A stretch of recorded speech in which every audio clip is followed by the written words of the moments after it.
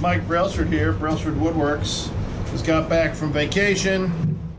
I want to do a video discussing my luck with Harbor Freight tools, in particular the Bauer drills. But first, I'll show you a couple things that I picked up while I was on vacation. We did a little antiquing.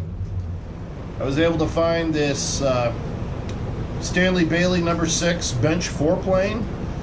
I've been looking for a joiner plane, and this has been the closest I've been able to get to it. The joiner plane's a No. 7, and I want to keep my eyes open for it. This thing's in pretty pristine condition. The sole plate looks very good. The blade, somebody had sharpened it, and it's pretty straight. It doesn't look all hacked up. The frog and everything's nice and clean. The chip breaker is good. There's no chips on the cap, the lever cap. Usually, a lot of times this can chip out there. It's all in very, very good condition. The chip breaker is good. Nice iron. The frog is nice and flat. Could use some adjustments, but other than that, it looks pretty darn good shape. The handle is the only problem. It's been cracked down here, and it's got a little chip missing off the top. It's out of walnut, and my choices are to take it off and make a whole new one, or what I might likely do is slice this down here, make it nice and flat, and then glue on another piece and then form it off, and then finish it off. I think that will probably do the trick. Knob is nice. The Japanning is absolutely perfect. I don't know if it's been repainted. It may have been, but if he did, they did a very good job at it.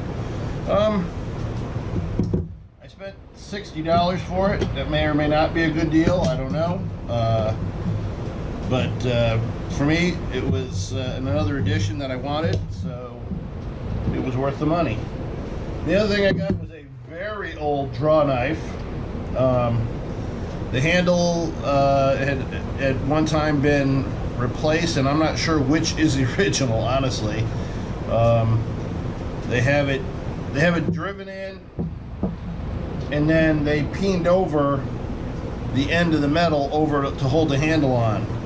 That one's there, and this one they somehow drilled through and put a little stopper in it. So I'm gonna at some point sharpen this up, and I'm not sure if I'll replace the handles or not, honestly. Yeah, I kind of like the history that's involved with keeping these old handles. So that's another interesting thing I got. Now onto the subject at hand. I bought these Bauer drill and impact drivers when I was building my shop. I gotta tell you, the impact drivers specifically, I really use them hard, very hard. I was driving 3/8 by 12-inch GRK structural screws with these, and they never let me down, not once. That was during the construction of the Bents when I got to the actual barn raising, and I was using putting my connecting girts in. They require 4 3/8 by 10-inch GRK structural screws, and again drove them right in, no pre-drilling, just socked them right in, and that was into Southern Yellow Pine, loblolly or longleaf. Those are the two that I used, and that stuff is pretty hard. I've got to tell you, practically, I have been super thrilled with these Bauer impact drivers. The drill I use also, I mean, I'm in the shop here a lot. I use it fairly regularly. I mean, I'm not drilling a ton of stuff, not like somebody who's in the trades out there. I mean, I'm an electrician and I use my drill all the time.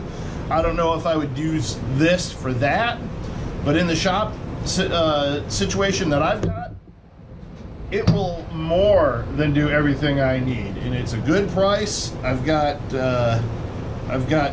both size batteries that they offer. I'm not sure what the amp hours are on them, but I got the 1.5 and the 3s. But it's been a great drill, and the impact drivers, I can't say enough good about them, honestly. So I keep 2 of them. I keep one with a Torx bit on it all the time, and I keep the other one with a Phillips bit on it all the time. So I always have one handy for doing whatever I need without having to switch bits back and forth. The drill, I just use it for whatever I need drilling. And you know, they're good pieces of equipment.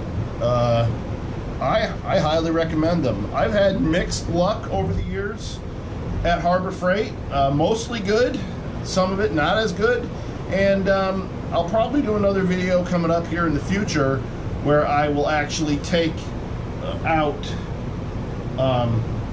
many more Harbor Freight items that I have and go over them, each one of them, what I think are their pros and their cons. Some that I keep that I should probably throw away because they're, quite frankly, junk, and the other things that have been, you know, lived way beyond their expectations and the money spent on them. And that's the big thing. It's the money spent. These things were $60, you know, and that came with one battery and a charger, and you know, it's hard to beat that, honestly. You can't, for the amount of use I've put on them, I think they've way gone beyond what anyone should expect. And you know, I'm going to keep right on using them because they keep working just fine, and we'll see what happens beyond that. But again, I have other tools from Harbor Freight that I've had great luck with, and we'll cover those. And we'll see them in the future. But in the meantime, thank you for watching.